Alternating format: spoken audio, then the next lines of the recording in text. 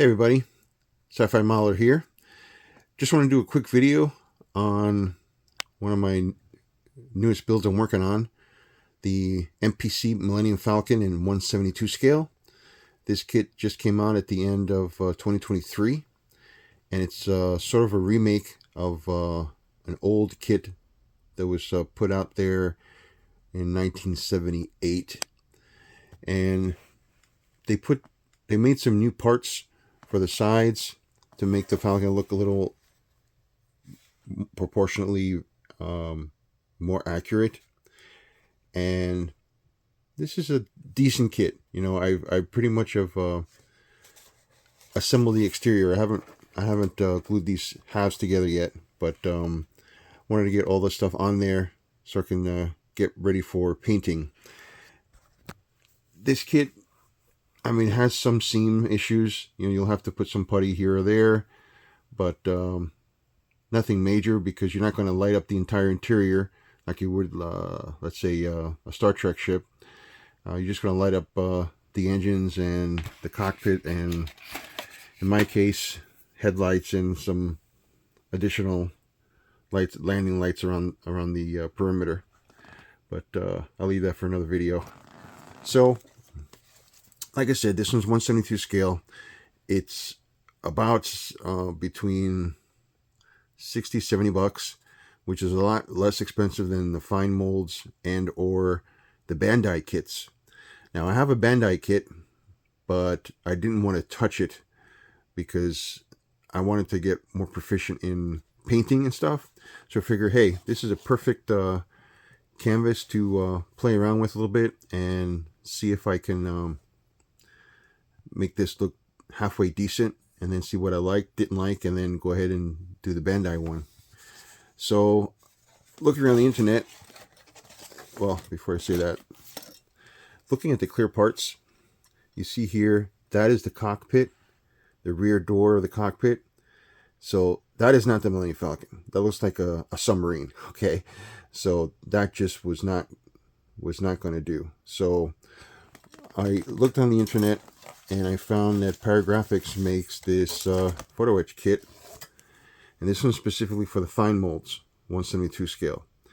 So I almost didn't get it. I was like, well, what if it doesn't fit? But I'm like, well, it is 1/72, and the reason why I got it was because of, see here, I primed it. You see all the controls, buttons, holes for lights of the cockpit. Both, this is the back wall, and you've got the panels, the control panels, so of the cockpit. And I'm going to try to see if I can get this to work. So plan is prime the pieces, painted a color, probably going to put dark gray, and then you put these decals on. And after you put the decals on, then I'm going to, well, first put some gloss coat, then put the decals on, then put a gloss coat on top of that. And when that's all ready, then I'm going to take a needle and painstakingly punch all the holes for all the lights. So that's going to be a little task, but I'm going to take my time, because I'm going to put this in front of some clear pieces of plastic that I have. Some clear styrene, and I'm going to color these holes from behind. And hopefully this, after I put it all together, hopefully this all fits in the cockpit, or I'm going to trim it to make it fit, because this should come out really nice. So this is something that's going to take me a little bit to do. And I also noticed that the rear fans, these have these came with rear fans as well, and they fit right in there. So what I did to start off is I went ahead, I took a scraping tool, and I sort of scraped down the lines they had here for the fans. I scraped them down flat so then I can put the photo etch on top of that. You can still see the lines, which is perfect. That way I can line up the lines of the photo etch, and that'll be a nice little additional detail. But mainly I got this kit, the photo etch kit for the cockpit, because the cockpit it just seemed like a shame to go through this whole exercise and not have a lit up cockpit that looks really good.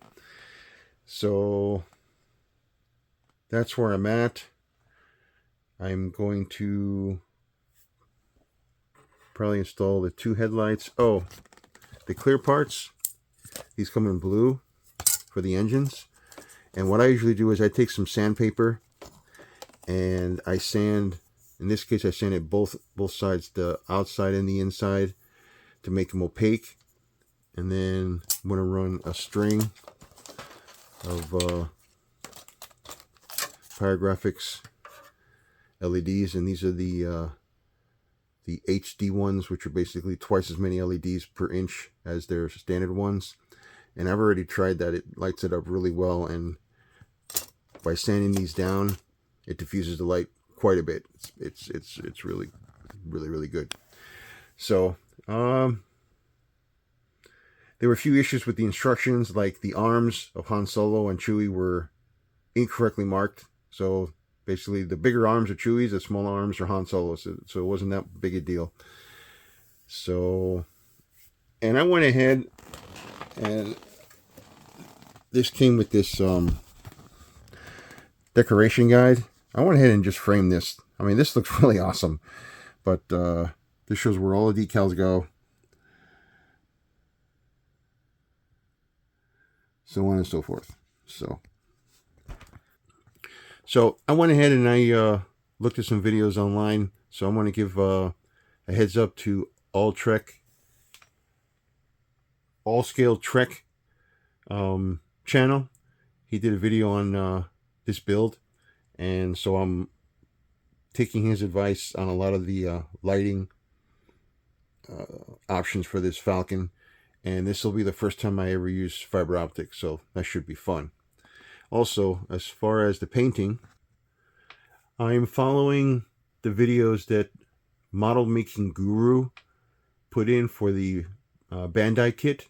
I'm sort of going to follow along his method of painting it, which seems quite lengthy, but at the same time, it looks really good. I mean, if you, when I put this together, if I follow that and I come even close to what he does, it's going to come out looking really well, regardless of anything else. I mean, this kit does have decent details and recessed lines and etc. So nice painting job, should do well.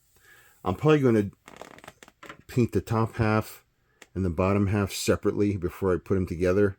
I haven't quite decided that yet, just for ease of handling. So, all right, guys, keep an eye out. I'll try to post a follow-up video when I get closer to the end here, but just want to give my 2 cents, and we'll see you guys soon.